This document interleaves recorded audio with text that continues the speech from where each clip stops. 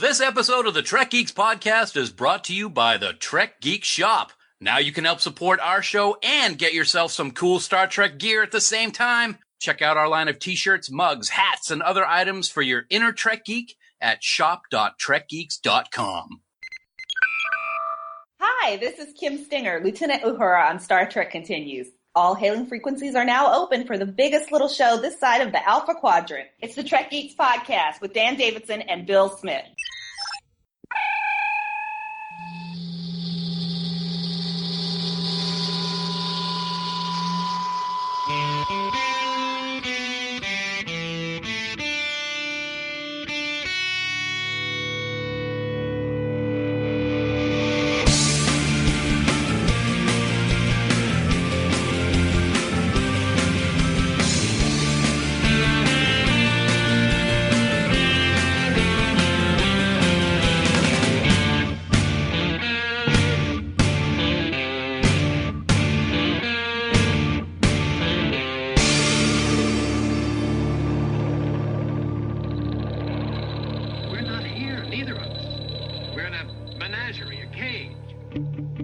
The biggest little show this side of the Alpha Quadrant. Welcome one and all to the Trek Geeks Podcast.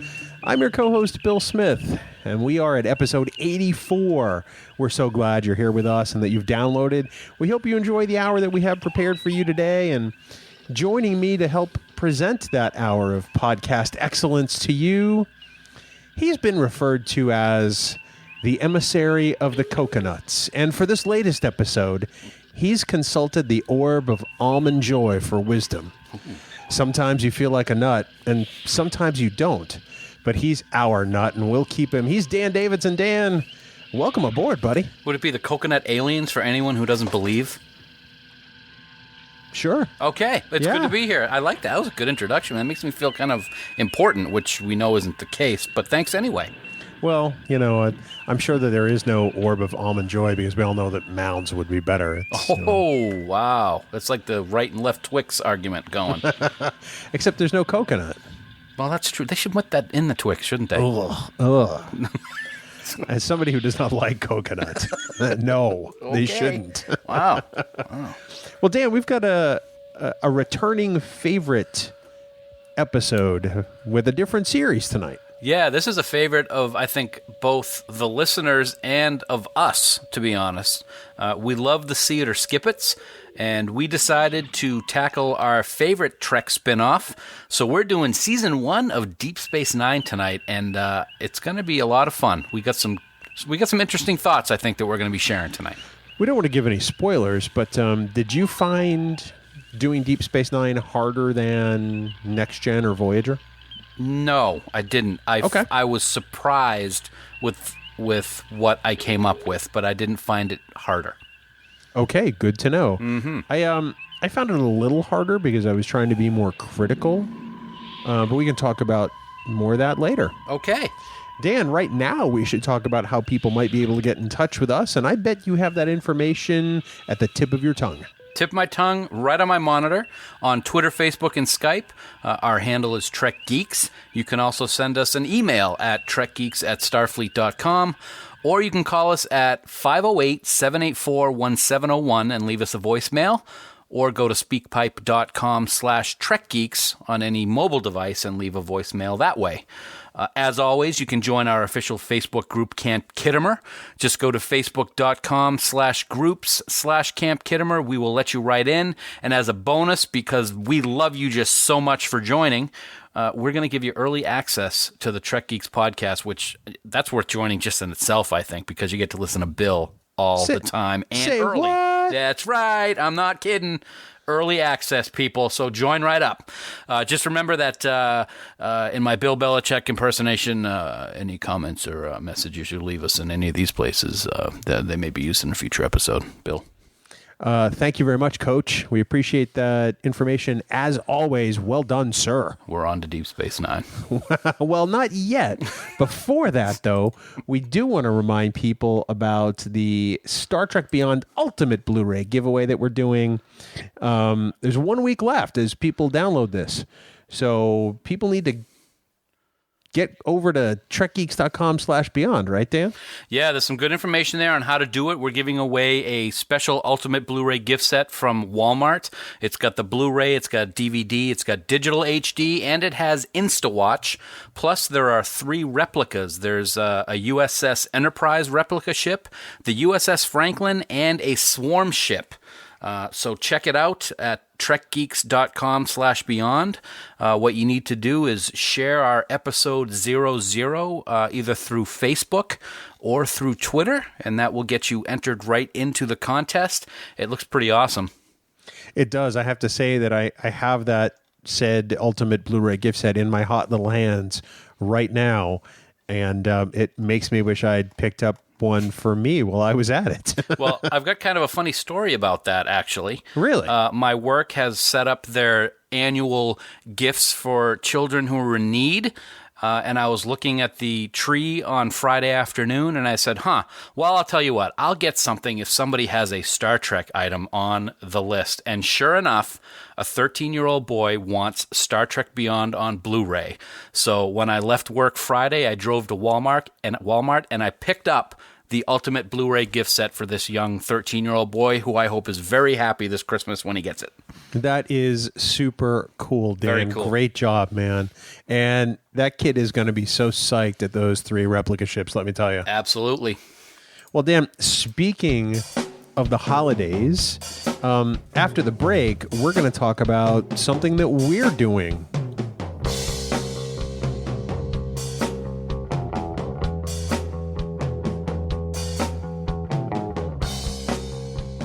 So, Bill, with some friends of ours, we are spearheading a new campaign for charity this holiday season, are we not? We are indeed, sir. So, I was talking with Norman Lau the other day, who was on our STLV recap, and he's the co-host of the Blood of Kings, a Highlander podcast over on the Fandom Podcast Network. And we were talking about, how as Trekkies, we must have a ton of toys lying around. It wouldn't be really anything at all if we just took one of those toys and donated it to Toys for Tots. And that got us thinking. Well, it's like, we probably do have a bunch of them, and we've collected them over the years, and some of them probably even have dust. And we thought that it would be good to take that passion for collecting that a lot of us have and try to use it to make the holidays brighter for some of the less fortunate children in our cities and towns here in the United States. So Trek Geeks and the Fandom Podcast Network are going to try to help make the holiday season a little bright for boys and girls all over America. So between now and Christmas, what we'd like to see is as many people as possible donate a new unwrapped toy, and that's the key. It's got to be new. It's got to be unwrapped. And we're hoping it's something Star Trek related or sci-fi, or maybe it's DC or Marvel, or maybe it's just a geek toy in general, or it would be really cool if there were some STEM or STEAM toys to donate. The science, technology, arts, education, and math endeavor. And we want to see people donate them to their local Toys for Tots drive. Then what we want you to do is take a photo of that gift and post it to social media using the hashtag #TrekkiesForTots, and that's what we're calling this campaign. So we want everyone to spread the word. You can go to twitter.com/TrekkiesForTots, or you can go to facebook.com/TrekkiesForTots and start posting stuff there. And we've chosen Toys for Tots specifically because this is an effort that the United States Marine Corps takes on every single year, and they have since 1948. Since that time, they've donated over 512 million toys, Dan. Wow.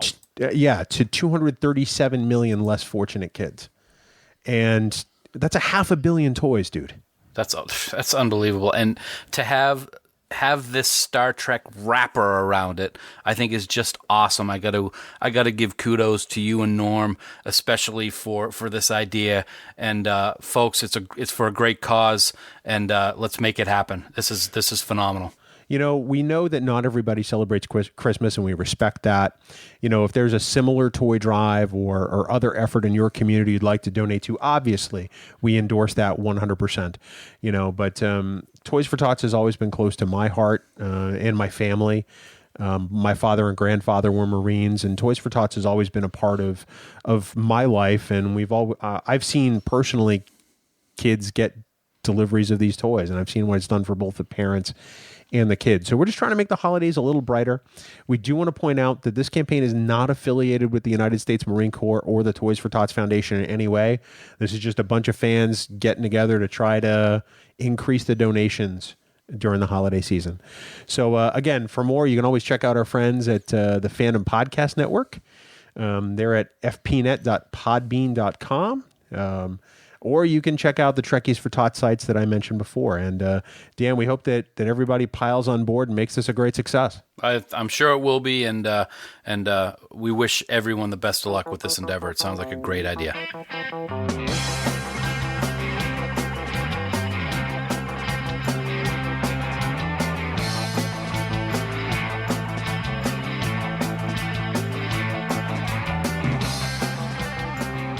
So, Bill, here we are, Season 1 of Deep Space Nine, See It or Skip It. We've been looking forward to this for a long time. But what else I've been looking forward to is the introduction of our special guest to help moderate this See It or Skip It and keep you in line. Brooke Wilkins is our guest. We had the opportunity to meet this wonderful person at STLV 2 years ago. She does an amazing cosplay as Kira Nerys. The resemblance to Nana is remarkable. And the special thing about that first time we met her is that she actually had her mom with her in Vegas, who was cosplaying for the first time in her life as Kai Opaka. And it was an amazing job by both of them. So, Brooke, we want to welcome you to the Trek Geeks Podcast and the special See It or Skip It. And we'd love to hear a little bit about yourself before we get started. Oh, thank you guys for having me on. I am so excited. This is my second favorite podcast of all time. Sorry to say second, but Wow. It happened. No. And I'm so glad you mentioned my mom. She came to my brother and I go to the Star Trek convention in Vegas pretty much every year. And for the past, I don't know, I have to count my costumes to know exactly how many years, but something like 5 years. And Mom wanted to figure out what it was that we loved about going down there and geeking out. And so she just got into the spirit and she cosplayed and everything. It wasn't her favorite thing, but she did it for her kids, and that's I love her. So it was amazing. And correct me if I'm wrong, but your brother was the Borg Darth Vader, correct? Yes. My brother was Borg Vader. Wow. Yeah. We like playing dress up together. So I think that's fantastic. I've been a Trekkie since I was a teenager, so it's kind of just ebbed and flowed in my life and always been a part of it there. So I was really happy when I found your guys' podcast and I started listening to it just kind of incessantly. So then I was super excited and geeking out when I met you guys a couple years ago. So we kind of felt the same way because we got to meet so many people who listen to the podcast, and that made it even more enjoyable for us just to go to the con. It was a whole new experience. Yeah. Oh, I hope you guys continue to come. Oh, that goes without saying. We're already booked for 2017, so I don't think you have to worry about that for the foreseeable future. Perfect. Yay. So, Dan, let me start off and explain the See It or Skip It process real quick. So Okay. You and I are going to go through the list of the 20 first season episodes for Star Trek Deep Space Nine. Brooke is going to sort of shepherd us through the list and ask us, in whatever order she decides to ask us whether we should see it or skip it. Not because we hate the episode, but because maybe we just don't feel it's essential to viewing the season. Sound good? I like the idea. Sounds like we've never done this before. I know. Well, today it kind of feels like we've never done this before in a sense. So that said, Brooke, if you are indeed ready, please feel free to begin as you see fit. Okay, so we're going to start out Season 1, Deep Space Nine, Episode 1 and 2. It's a two-parter. It's a new crew is assigned to a former Cardassian space station, Deep Space Nine. It's a joint Federation Bajoran force with Commander Sisko in charge, but his life is dramatically changed when he's declared the emissary to the prophets by the Bajoran religious leader, Kai Opaka. So, Dan, see it or skip it? Well, I will say that Previously, I would have said skip it because I thought that the episode could have been a little bit weak, but I have a new appreciation for it as I've watched it a couple of times. It is masterful when you look at it for what it really means, and gives us the idea of the struggles that Sisko is going to be facing, both as commander of this space station and the wonder of being the emissary to the prophets of this race that he has barely any knowledge about. So definitely a see it for emissary. I have to agree. It's absolutely a see it. I mean, it's the first episode of the series. I mean, and it's essential to the story and the arc over the entire run of the series. And in fact, I mean, this pilot matters in the finale, because it relates directly to it. Not kind of like TNG, how they shoehorned it in by creating a way to introduce Q as a bookend. The events of the pilot matter in the finale, and I think that this absolutely is a see it. And Brooke, I suspect that it's probably a see it for you too. In fact, it's like the one episode I told my mom, you must see this one before you cosplay Kaiopaka.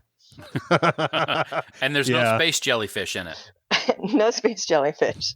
No. Just space wormholes. That's it. Yes. So yes, see it for both. I think hands down that one kind of goes without saying. Okay, so our next one, past prologue. A Bajoran terrorist with ties to Kira arrives on Deep Space Nine and is pursued by the Cardassians, and Garrick is introduced. So, Bill, see it or skip it? You know, this is one of those episodes that I went back and forth on for a while because I love Garrick. I mean, he's one of my favorite characters in all of Star Trek, but I don't think that it's enough to make this episode a see it. So for me, it's a skip it. I have to say that having Lursa and B'Etor in this makes no other sense than to try to get people who are watching Next Gen to watch Deep Space Nine. So it's an episode that's uneven for me, and it's just Dan? Interesting. I agree with you 100% on the Lursa and B'Etor. It's only to bring in the people that have been watching TNG. But I rated this as a see it for one of the main reasons which you just talked about. This is the first appearance of Garrick, and the interactions with Bashir and Garrick, especially at the very beginning of the episode, are incredible, and I absolutely love the dynamic and the interaction between these two guys. Other than that, you have Vaughn Armstrong playing a Cardassian, so that's always a positive thing. So that's why I gave it a see it. I will say the story isn't great. I'm not a big fan of the tonal loss aspect of the story, which is the A story, so to speak. But because of Garrick and because of Vaughn Armstrong, I did actually give this one a see it. Okay, and I have to admit that I kind of went through the season myself, and I was trying to guess Dan, what are you gonna say, see it or skip it? And Bill, what are you gonna say? I made my guesses, and I guessed right on that one for those exact reasons. You know us very well, my dear. Well, we'll see how it goes for the rest of the season. Okay, episode 4, A Man Alone. Odo is accused of the murder of a Bajoran murderer. He's accused of murdering a murderer. So, Dan, see it or skip it? Well, I love Odo. I think he's fantastic. Renee always does just a brilliant job with this character, but I did vote this as a skip it. To me, the episode is disjointed. It wanders too much for my taste. And only being the second episode after the pilot, it was a little disappointing to me. And also, I got to say, is it me or is Keiko just really a whiny character in this series? She really doesn't do anything in this episode, and she doesn't really do a lot in the series going forward that makes it more enjoyable, except maybe for season 5's The Assignment when she gets taken over by a power wraith, but we'll get to that in season 5. But this was a skip it for me. So Keiko sounds like Dan Davidson is what you're saying. Ouch. Brooke, Bill's being mean. Let's play nice, everyone. Okay. Sorry. Dan, I also rated this one a skip it. And, it seems like in every Star Trek series, there's a crew member accused of murder episode. And it usually comes in the first season. And I think in Deep Space Nine, it came a little earlier than some of the other shows. I feel like they were just ticking this one off a list to go, oh, yeah, wait, we got this kind of episode. We got a Ferengi episode. We got crew member accused of murder. Let's make it Odo. Yes, it's a skip it for me. Okay. Definitely. Okay. So we've got one see it for sure. The rest are debatable. Okay. Sounds a lot like the season, actually. Okay. Episode 5, Babel. A mysterious virus plagues the station, causing speech distortions and eventually death. Dun, dun, dun. Yes. If we can't communicate, we die. Okay, Bill, see it or skip it? You know, I like this episode a lot. I know a lot of people who don't. It's fun. It puts the crew into into a typical, yes, the crew is sick episode, but there's a greater challenge in that they have to learn to communicate somehow to get through this mess. So for me, this one is a see it. It's just one I like to watch, Dan. Okay. Yeah, we're actually in agreement, I got to say. That doesn't happen often. Yeah, I rated this as a see it. I just think I find the way that the virus affected people, especially O'Brien at the very beginning of the episode, to just be actually funny and amusing. Colmini does a great job with the speech. And since a lot of the time Bill says I sound just as confused, I just had to give this as a see it. I'm surprised. I had guessed that one as a skip it for you guys. So wow, there we go. Yeah. What is it for you? It's I enjoyed it, but it's a skip it because for me it doesn't really build a lot on the characters except for the beginning about O'Brien. But you learn that about O'Brien, that he's a hard worker and he always gets put in the tough situations. Right. So you don't need this episode to learn that about him. But as far as just it being a Trek episode that addresses, an issue about what it means to be human and how important it is that we actually communicate, I totally am behind that message. So it's not one that I recommend friends to see when introducing this show to them, though. I think that's fair. Yeah. Okay. Episode 6, Captive Pursuit. O'Brien befriends an alien named Tosk from the Gamma Quadrant who's being hunted. So let's see. Dan, see it or skip it? Well, I will say this. This is my favorite episode in season 1. It really is. Yep. I gave this an overwhelming see it. And it's one of those things that you always remember certain things of what you were doing the first time you've done something. I was in South Africa the first time I saw this episode. I was a flight attendant for an airline, and we had flown in, and we were in Johannesburg, and we were getting settled in for the night. And I was in my room, and I threw on the TV, and this episode had just started, and I was mesmerized by it. I thought it was fantastic. I love Tosk. I think he's an amazing character, and I think that the whole dilemma of having a sentient, intelligent being nothing more than a hunted race was a very interesting Star Trek type topic. And it's also one of the first O'Brien-centric episodes, and I think it's just fantastic. So this was a definite see it for me. I have to agree with you. I mean, to me, this is one of those episodes that at its core screams Star Trek. I think it's an episode that it could have fit in the original series. It could have fit in Next Gen. You could have made this fit for Voyager. You could have made it fit for Enterprise because it's about what Star Trek is about. And I think that it does it very well. I think that early on in Deep Space Nine, it's a bit of a surprise because this episode hits on so many levels that you almost don't believe it's a first season episode. Right. You know what I mean? Exactly. So yeah, like you, overwhelming see it. I've never met anyone that doesn't like this episode. Maybe I don't like it. Okay. No, that's okay. We all have our own tastes. I mean, there's an episode in this season that I don't like to admit that I like, so. I bet I know which one it is. Yeah, I bet you do. We'll come up on it. Episode 7, Q-less. Q and Vosh arrive on Deep Space Nine. However, Vosh has realized the annoyance of Q and wants him to leave her alone. Dan, I'm sorry, no, Bill. See it or skip it. You know, back when we started putting together this list for season 1, I went back and I watched a few episodes to remind myself of what they were like so I get a feel for them again. And this is one of the ones I went to watch, and I fell asleep in the middle of it. So it's not one of my favorites. I think it's a gimmick episode, kind of like having Lursa and B'Etor in past prologue. I think having a Q episode is just designed to get TNG fans to watch Deep Space Nine and to make it succeed. So overall, there are some fun moments in it, but I think it's a skip it. Okay, well, we disagree on that one then. Nice. I actually think that having Q on Deep Space Nine is the complete opposite of having Lursa and B'Etor on. I didn't think it was a gimmick at all. John Delancey is phenomenal whenever he plays Q, whether it be on TNG, Voyager, or in this one episode of DS9. I loved him in this episode. I thought he was as witty as always, and Sisko punching him in the face shows how much better Sisko is than Picard.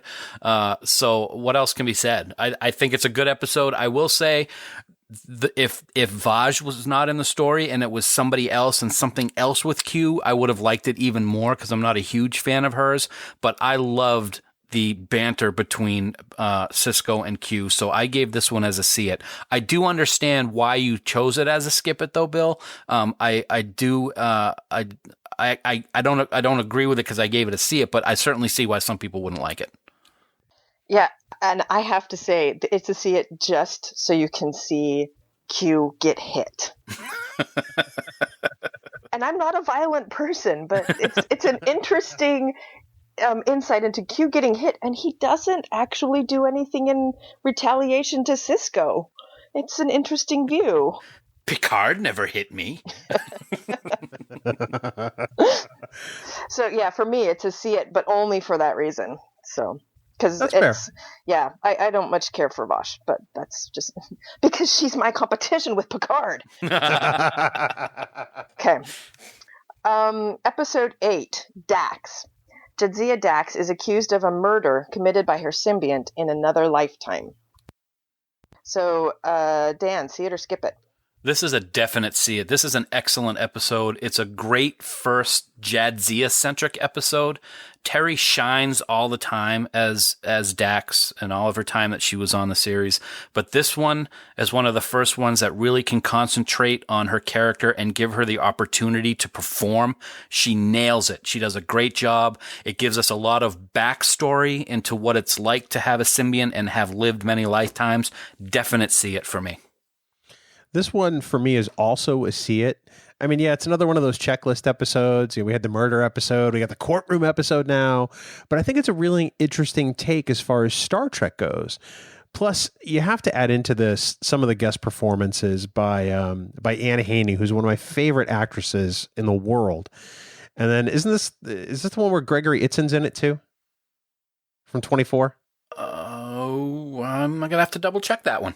So is Anne Haney the actress who plays the magistrate? Yes. Amen. I love her. She's phenomenal, and she's been in a whole bunch of things. I remember her in Liar Liar when she plays Jim Carrey's secretary. It's phenomenal for that. But I think overall that this is just another strong episode early on in the front half of Deep Space Nine, and it's got to be a see it for me. Back to you, Brooke. Excellent. Okay. Episode 9, The Passenger. A sinister criminal is hiding in the mind of someone on Deep Space Nine, but Bashir struggles to understand how it works. So, Bill, see it or skip it? This is one of those episodes that I went back and forth on for a while, but then ultimately I decided it was a see it. And that's because I really like it because Sid gets to do something really different so early on.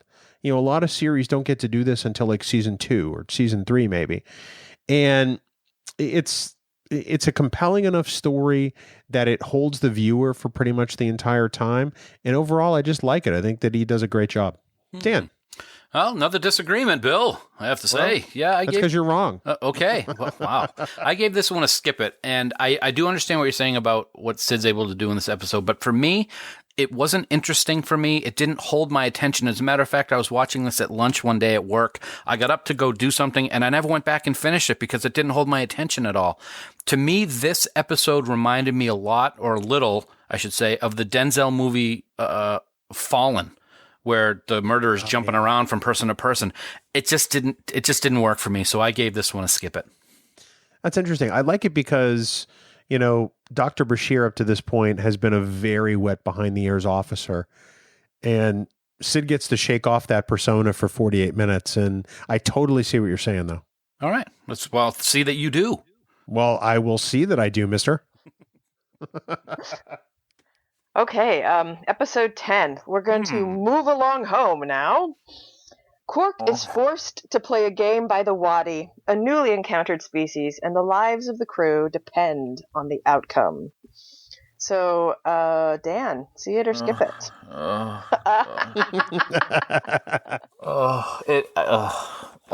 I just can't even. It's, skip it. Bill? Wow, that's the only rationale you're going to use. It's just, for me, I know that I have a feeling that this is the one that you were talking about, Brooke, but I can't put into words how much I despise this episode. I just think it is embarrassing watching what the crew goes through when they're playing this game, and I just don't have any recognition at all that the Wadi is anything more than a joke alien that they wrote up. I'm sorry, but it's a skip it. Wow. Tell us how you really feel. My God. So it's campy. Yes. It's painful, but Dan, for me, this is a C. And I'll tell you why. It's because there's something interesting and compelling about this episode. You can take this episode and drop it in the original series with those characters, and you would swear this was an original series episode. The only way I'm dropping it in the original series episodes is if it's in the toilet of one of the original series episodes. You mean down the garbage chute with the phaser on overload? Yeah. But, you know, it's an interesting enough story. It's a different story for the next generation era of Star Trek. And ultimately, I think it's enjoyable. I think it's a see it. Brooke? Yes, I have to agree with you, Bill. And that's why it is very much an original series episode. Even just in its style, the way it looks, it's very much original series. And so, and it makes me laugh. And yes, it is embarrassing to watch, but isn't that nice that you can feel so much for these actors that they had to do that? Yes. All right. Let me say this then. I will pledge to the both of you that I will go back and watch this again with a more of an open mind. And on our next episode, Bill, remember to ask me what I thought, and I will say whether or not I have a different appreciation for it, or if it still belongs down that garbage chute. Okay, that's fair. I'll do that. All right. God, I got to waste another hour of my life. You can scroll Facebook while you're watching it. Allegedly. Okay, episode 11, The Nagus. Quark is named as the head of the Ferengi Alliance by Grand Nagus Zek, but he is now surrounded by enemies. So, Bill, see it or skip it? Well, you know, while I love the Ferengi on Deep Space Nine, I don't enjoy usually the Ferengi episodes. And this one for me starts a long line of episodes that I just mentally find myself checking out of. I mean, don't get me wrong, there are some nice character moments in this episode that really work. There are things like the first mention of the Bajoran fire caves or the Gratitude Festival. But for me, largely this episode doesn't do anything. So, I mean, even with Wallace Shawn, who is amazing, and I love dearly ever since The Princess Bride, but for me, it's a skip it, Dan. Okay, well, here we go. Wow, this is great. I love the differences that we have, because I gave this one a see it, which is surprising to me because I usually feel the same way about the Ferengi episodes. I was originally going to say skip it because of the fact that it was the Ferengi episodes that most of the time are very difficult to watch. But I thought this one was okay. It was the first time that we had a real Ferengi episode, and the scene with all of those Ferengi at the conference table was very interesting to me to see all the different ones and how they all thought. It was also very interesting to me to see Rom, who at the beginning of this series just looks like a buffoon most of the time, is actually conspiring to assassinate his brother. I thought that was a real interesting twist, so I gave this one a see it. Wow, I'm really stunned by that. Yeah. I'm in kind of the same boat as you, Dan, because I don't like the Frankie episodes, and I was surprised I liked this one. Yeah. For very much the same reasons. So yeah, surprising. Okay, our next episode is Vortex. It's episode 12. Odo discovers he might not be the only one of his kind when a visitor from the Gamma Quadrant claims he can contact Odo's people. So, Dan, see it or skip it? I gave this one a see it. I thought that this was a great Odo episode, which has the very first hints of what he is as a changeling, and having someone from the Gamma Quadrant who discusses his race. I thought that was great. You can see the curiosity in Odo's face right from the get-go. And it was really great, actually, seeing the Motara Nebula from Star Trek II, The Wrath of Khan in this episode, even though it was renamed the Charna Vortex. But I gave this one a see it. Special guest star, the Motara Nebula. This one's actually a skip it for me, believe it or not. You know, I watched this the weekend it premiered, and I didn't think then that we were going to learn that much about Odo's people this early on. And for me, this episode still kind of holds true to that, because ultimately it's about this guy trying to get his daughter back. So there are fantastic character notes, but all in all, it's a largely forgettable episode for me. God, I have Dan Davidson disease. I can't speak. Wow. It's largely forgettable. So yeah, for me, it's a skip it. Wow. Okay. I guess we're watching Babel again. We're living it. Okay, here's one of my favorite episodes. I'm giving that away. Episode 13, Battle Lines. The spiritual leader of Bajor, Kai Opaka, travels with Sisko on a trip to the Gamma Quadrant, but is stranded with him on a world where the dead are resurrected. So, Bill, see it or skip it?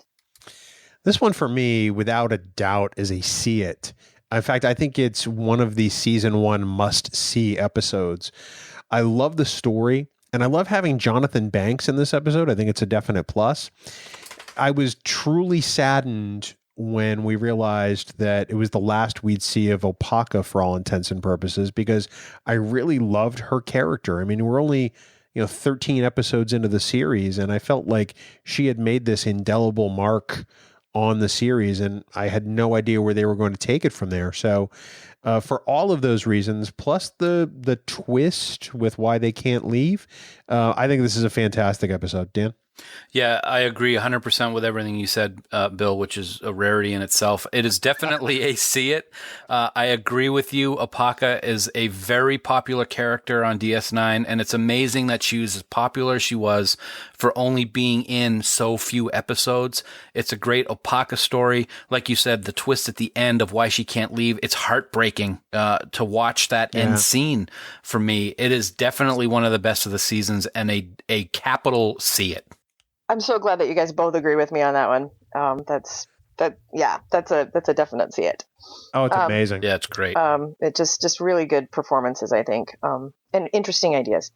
The Storyteller is our next episode. O'Brien's recruited to save a Bajoran village from destruction by a mysterious cloud creature. So, Dan, see it or skip it? I gave this one a skip it. I thought it was a very weak episode. One of the things that bothered me in this episode is we've always been seeing this strong, united Bajor now that the Cardassian occupation is over. And I feel that this story, that strong Bajor, is missing. So I thought it was kind of a weak episode. And the whole idea of that death cloud, I just thought was very unbelievable and not done very well. So I gave this one a skip it. Interesting, because I was completely opposite from you, and I said it's a see it. Mainly because it kind of gets us used to the whole Miles and Julian pairing early on. And really, it's one of the first really big pieces of an episode they gave Cole Meany to do, as opposed to fixing the transporter or the replicator or whatever else was going wrong on the station. I liked it because it got him out of his comfort zone as a character and almost probably as an actor too. it's different. It tells us something about the Bajorans, whether they're unified or not. But ultimately, I like the episode because I like what happens with O'Brien. So for me, it's a see it. So I feel bad that you're wrong all the time. I don't like you anymore. Oh, be kind. I love him. See, even though he's wrong. Yeah. Oh, I know you guys love each other. No, it's interesting because I'm kind of in between the two of you. One of my favorite kinds of stories is stories that tell us that this is what I believe. The stories we tell ourselves become true. And a lot of Terry Gilliam movies and things like that are all about that. Yeah. So that theme in there is one of my favorite themes to see. I did not like the way it was done. So anyway, so our next story, episode 15, Progress. Kira has to deal with a stubborn farmer, played by Brian Keith, who refuses to leave his home, even though it's slated for demolition. So, Bill, see it or skip it? This is one of those that when I saw it, previewed, I'm like, okay, all right, whatever. Old guy, Kira's got to make him leave, eminent domain type thing. Okay. And then I watched the episode the weekend it was on. I realized, oh my God, that's Brian Keith. I mean, Family Affair and went to Hardcastle and McCormick. McCormick. Yeah, I know, right? And this is some of the best work he actually does on television, especially in the later part of his career. And Nana, I mean, she's fantastic in this episode because she has to be vulnerable and stern at various points of this. She doesn't want to make this guy leave, but in the end, she has to because it's her job. And she has to come to that realization through this episode. So for me, this is another one of those season one must-sees. It's a see it for me. Yeah, it is a definite see it for me as well. I thought Brian Keith in this episode was just phenomenal. And Hardcastle and McCormick was, when he was on, I'm like, oh my God, he's from Hardcastle. I thought it was awesome to have him as a guest star. This is an amazing Kira story because it shows that conflict that she has with having to force Mulabach, if I'm pronouncing it correctly, to leave his home, and he doesn't want to leave. She kind of feels like a Cardassian in that she's making this person leave his home. I thought it was very well acted by Nana, like you said, Bill, and portraying that inner turmoil that she was feeling. And I also got to say, the scene between her and Cisco having the discussion is one of the best of the first season between the two of them, and it actually shows how deep their relationship will become. So it's a definite see it. I'm glad. That's a see it for me too. Episode 16, If Wishes Were Horses. Deep Space Nine is put in jeopardy when the crew's thoughts manifest themselves, and such figures as Rumpelstiltskin appear. I only wish it was like Rumpelstiltskin from Once Upon a Time, though. Dan, is that a see it or skip it for you? This is a skip it on every level to me. I thought this episode was a complete mess. If it wasn't for the whole hopscotch thing in Move Along Home, this one might have been the worst of the season for me. So I had to give this one a skip it. I just do not like this episode at all. And other than that, you have absolutely no strong feelings on the matter. Nothing else to say. Your Honor. That's all that I have to say about that. Let me take that a step further, because I'm going to say that there aren't many episodes of Star Trek I hate. Like, I tolerate the Ferengi episodes as much as they may bore me at times. I dislike this episode with a passion, just because I watch it and I go, meh, meh. I'd be like, what? I understand what they were trying to do. I think that there are just aspects of it that just don't work right per se. So for me, it's a skip it, Brooke. So, in other words, not just skip it, burn it with fire. Yes. Yeah. Leave it in the Bajoran fire caves. Yes. Okay. Episode 17, The Forsaken. The Federation ambassador from Beta Z, Luoxana Troy, one of my favorite characters, visits the station and develops an affection for Odo. And I have to say, it was this episode that made me really like her. So, Bill, see it or skip it? No pressure. This is a definite see it. There are beautiful scenes between Majel and Renee. It's another one of those stunts, in my opinion. Like, would Luoxana really wind up on Deep Space Nine? Maybe, maybe not. But It's really well written. And that moment where Odo just finally lets go and reverts to his natural form just is really emotional for him and the audience. And it's a real turning point for Odo. So I think it's an absolute see it without a doubt. I don't want to say anything. Well, that's a first, ladies and gentlemen, on the Trek Geeks podcast. All right, I'm going to preface this with Brooke. I'm sorry for what I'm about to say. Oh no! Okay. You can be honest with me. It's okay. Just be yourself. And don't be insulted with how I kind of word something in here because it's a little off the cuff. All right, not at all. I gave this one a skip it. I will say, and I'm going to actually talk about it later on in the show in the wrappers. Bill, you'll probably laugh when you hear what I'm going to bring this up as. That scene when he kind of just finally lets go and turns into his gelatinous state and she just welcomes him in is one of the most touching episodes of the moments of the season. It is brilliant, but I am not a big fan of the Lwaxana episodes. What you said, Bill, it was a stunt to have her on the show like Lursa and B'Etor, but not Q. I just think her infatuation with Odo, the way that it just comes out of the air, is kind of annoying to me. And she's kind of turned into an ambassador when you think of it. You've got, whoa. I know, and I'm sorry, but you've got Timicin, you've got Picard, you've got Campio, and later on in Deep Space Nine, you've got JL, and now you have Odo. It just is like, come on, honey, let's make up your mind. And it's she's got needs. I know, but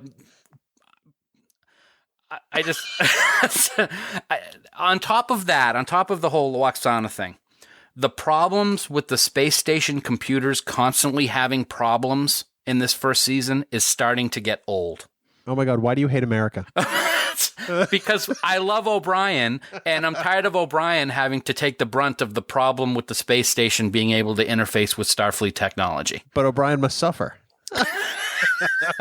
It's kind of like me with you every week. Can we move on? Wow, yes, sir. All right, we will move on. Episode 18, Dramatis Personae.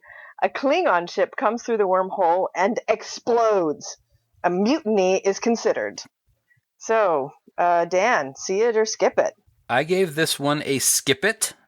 Primarily because it seemed like a repeat. It reminded me far too much of a mix between Return to Tomorrow from the original series and Power Play from The Next Generation.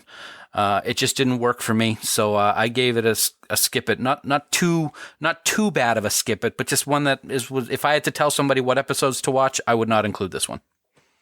Wow, I actually really like this episode, and because it's so bizarre. You know, the various alters that, you know, the cast members take on. Sisko and the clock. I still want that clock to this day. And I think I only love the clock because this episode just is a little out there. I love everything about it. The fact that it is so weird. I love the fact that there's a continuity error in the cargo bay where Sisko is wearing a comm badge and then isn't and then is. This is an episode I like. I know it's another one of those that I know a lot of people just skip or don't watch, but I think it's worth the 48 minutes because I think there's something different about it, and I think it helps set DS9 apart. Yeah, in fact, for being an episode where you're taking characters and making them act against their character, which a lot of times that doesn't work, like in Naked Now in The Next Generation, it was so early you didn't even know what the characters were. But this one, you're still figuring out who the characters are, and so it almost works. Like when you first watch it, you think this really could be happening.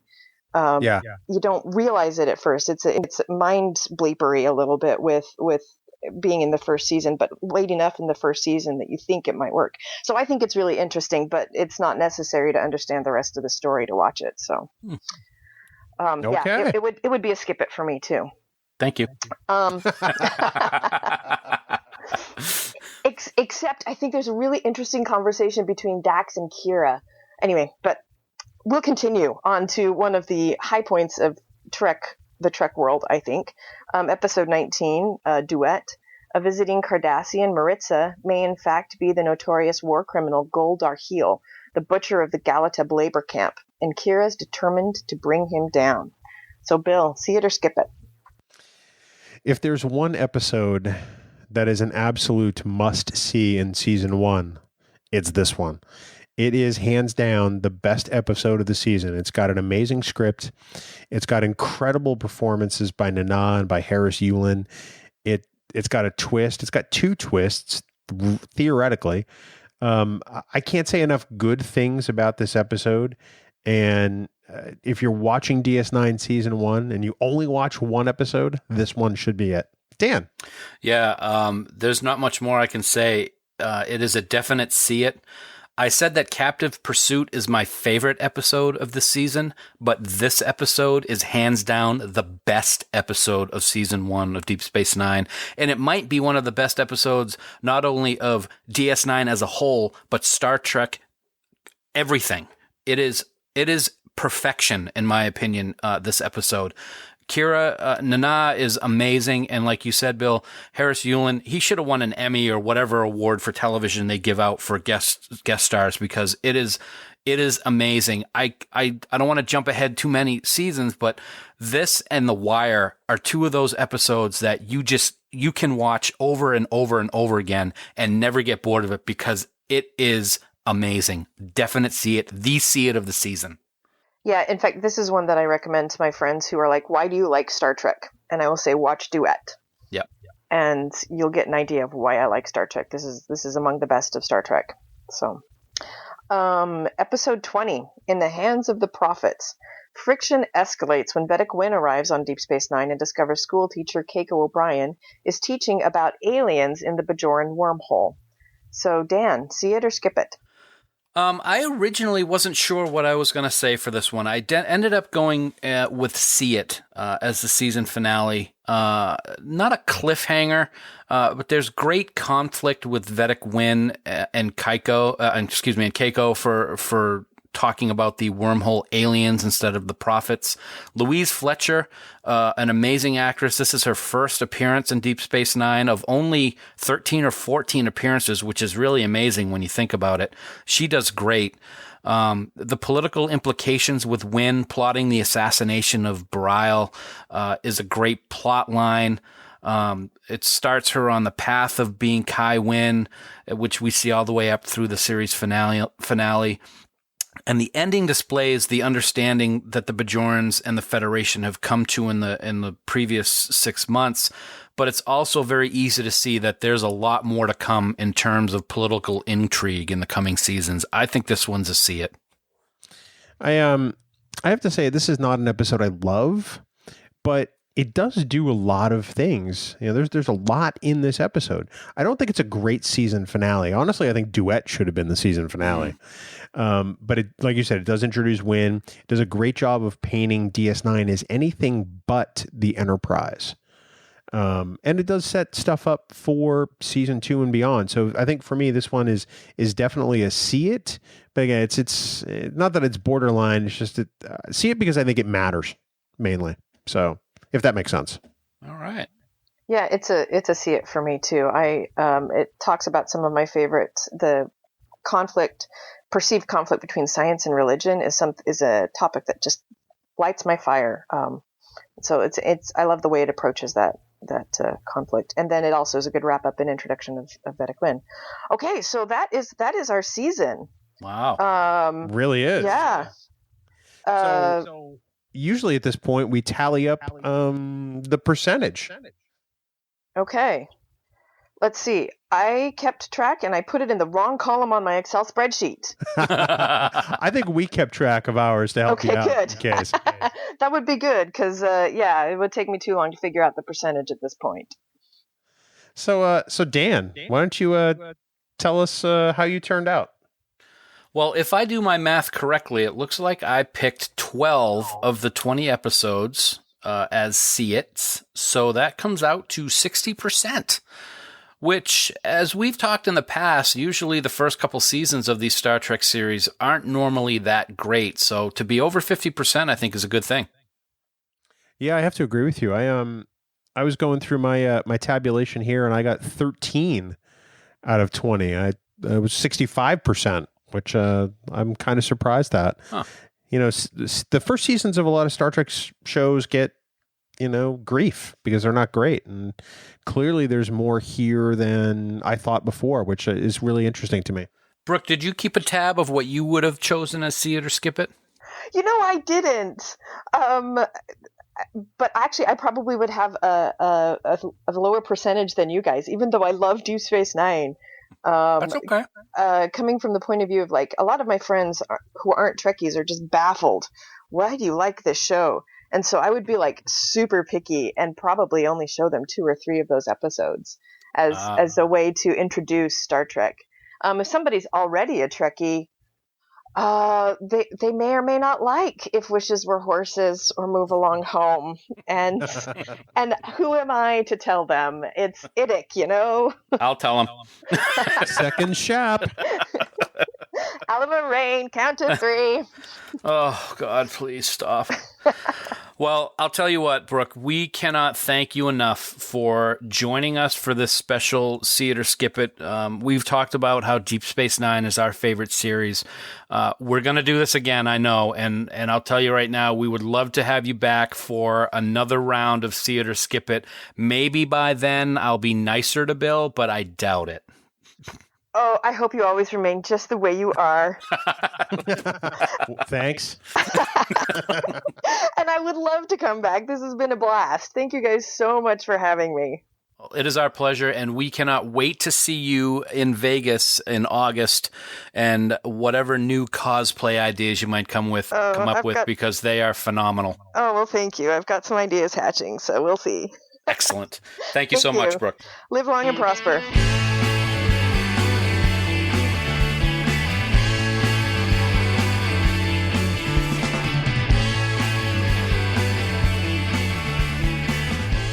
And we can't thank Brooke enough for coming on and dealing with us. It was a great discussion and we had a good time. Dan, I'm really surprised that we came out with the same percentage. I am and I'm not. We seem to think on the same lines a lot of times. I think just the fact that we had different episodes that we differed on, but I think we've been pretty close with just about every See It or Skip It we've had. So it just shows that I'm not as dumb as you think I am. Or I'm dumber than I thought I was. One of the two. I'm not really sure which. It'll be interesting to see when we get into some of the later seasons of Voyager or Next Gen. Or even if we take up Enterprise, if that ratio stays the same. Well, if? Well, because, the 7th season of Next Gen is not fantastic. Let's be honest. I mean, if Enterprise. So we're doing Enterprise, mister. Oh, I see what you're saying. Well, pardon me, mister. Sorry. Dan, at this point, we should thank your close personal friends on the band 5 Year Mission. They are, of course, all the music you hear on the Trek Geeks podcast, and honestly, we can't thank them enough. They're so great to us, and we really want everyone to head out to 5yearmission.net and download every single last one of their albums and memorize them. Because that way, when year 4 comes out, because they're going to start recording it pretty soon. Yeah, I heard about that. You'll be ready. And that's what we want people to be. Dan is ready. So Go get some 5 Year Mission. Yeah, Fark actually dropped a little hint on Facebook with us the other day that they're getting ready to start year 4 recording. So it's going to be pretty awesome. Speaking of Fark, though. Oh, boy. Oh, yeah. Well, Deep Space Nine, See It or Skip It, Season 1. I just happened to watch it. It was, God, what an episode. It was so good. It's such a tender moment. Our beloved drummer had been holding it together after a 12-hour concert at STLV and stuck in an elevator near the Masquerade bar. He had to return to his gelatinous state in the arms of a Loxana Troy cosplayer. It was a great episode. It's called The Farksaken, as a matter of fact, and I would recommend that everyone check it out. Wow. That was great. The Farksaken. Yeah. Well, I got some bad vibes from Fark for last week's Kobe Farky Maru. So. That was terrible. This one's not much better. They're never really good, right? Do you write these in advance, or do you just sort of plug them out of the sky when you sit down to record? I can't answer that. That's a trade secret. Because then it's, wow, you're really bad off the cuff, or you're really bad when you sit down and write. So either way, I'm not saying. Wow. Yeah, but we love 5 Year Mission, and that's all that matters, right? That is all that matters. So like we say, get yourself on out to 5yearmission.net. Buy all their albums. Pretty please. It'll make Dan happy. With Farky on top? Yeah. Okay. Dan, our iTunes subscriber review campaign continues. We're looking for lots and lots of reviews, honest reviews. We want people to give us their honest opinion of the podcast, and in return, they may get a surprise. A big surprise of $25 of the Amazon gift card, or the equivalent of whatever $25 is outside of the United States, because I can't do math. But send in the reviews. We love them. We love to read them. We like to change things around based on what these reviews say. We really take them to heart. So send in the review, and you will be automatically entered for that $25 gift card, man. Sounds great. Dan, why don't you tell us what we got coming up next week? Yeah, next week should be great. During this 50th anniversary of Star Trek, we've been hearing all kinds of, quote, what are the best episodes of Star Trek ever? So we've decided to jump into the fray, and next week we are going to rank our top 10 Trek episodes ever with the one and only Mr. Trek Ranks himself, Jim Morehouse, a.k.a. Enterprise Extra. OMG, that's going to be awesome. We may have to let him fire phasers on this show. I think it's in his contract. He is a pro at that. He is. He is. He gives the little nod and everything. I got this. He's like a tactical veteran. He's a wizard. A wizard. Oof. Wow. Should be awesome. Well, Dan, of course, people may have heard Jim on the podcast of some friends of ours, and of course I speak of the Tricorder Transmissions. We hope everybody will check them out for some more great Star Trek discussion. They are, of course, online at the tricordertransmissions.com, and for all of the latest news on everything Star Trek, we really hope you'll get on over to treknews.net and check them out. For now, Dan, this has been episode 84 of the Trek Geeks Podcast. We do hope you all live long and prosper. Alamarine, coconut drinks, Alamarine. Bill Smith stinks. Alamarine, one more time. Alamarine, it's a coconut rhyme.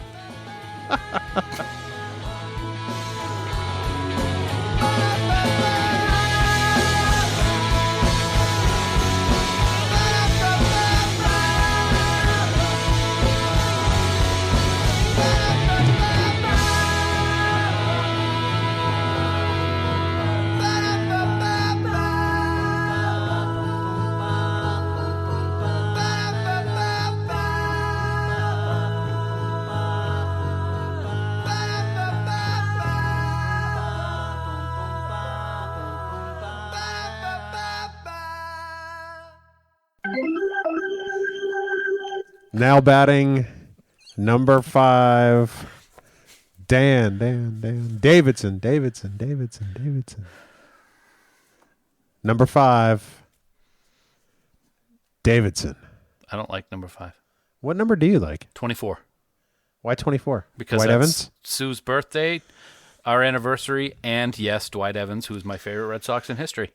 I have to say that it was a travesty when Manny Ramirez wore that number. Oh, God, yes, it was. So for my birthday several years ago, my wife got me an authentic, replica collector's 86 road jersey. Sorry, 87 road jersey with the Fenway Park 75th anniversary patch. Yes. And the number on the back, 24. Yeah. Dwight Evans, baby. Loved that guy. One of the most painful moments I ever saw was during the 86 World Series when ball was hit out to right field and he leapt and it went off his glove into the bullpen and he just kind of hung his head over his arm on the wall. Right. But that's okay because we've won 3 championships since then. We have. Yes. These are good days. Congratulations, Cub fans. Yeah, whatever. Okay, next. Hey, we got 108 more years till we have to say that again. Ho! Oh. I'll be dead by that time because you'll have killed me and buried me somewhere. Wow. It could happen sooner than you think. I'm surprised you didn't take your opportunity in Vegas. You had plenty. Too many witnesses. Oh, hey. Yeah. You've been watching Dateline, haven't you? No. The 7th circle of hell is easy compared to having to deal with you every week. Wow. That's right. That's right. You don't have anything to say, so just move on. No, I was just trying to think of the best way to say this. When did you meet up with my ex-wife? Wow. Hey, if Carson could make ex-wife jokes, why can't I? That is funny stuff. What are you drinking? Watermelon. Margarita with watermelon chunks in it. Nice. Yeah, I have it's good a ginger ale. Excellent. That's good. The ale made from the tears of gingers. No? That's not what it is? From Gilligan's Island? No. Okay. I mean like Ed Sheeran? Oh, there you go. Yeah, that kind of ginger. You got any extra? Whoa. You have issues. I do. Yeah. Yes. I made, you know how I love duck. Yeah. We made a crock pot duck dinner this past week. Interesting. Yeah. I'm like, all right, let's find some duck recipe. And we have a slow cooker, and we're like, we should make something so that we can just put it together in the morning, and we don't have to worry about making dinner when we get home.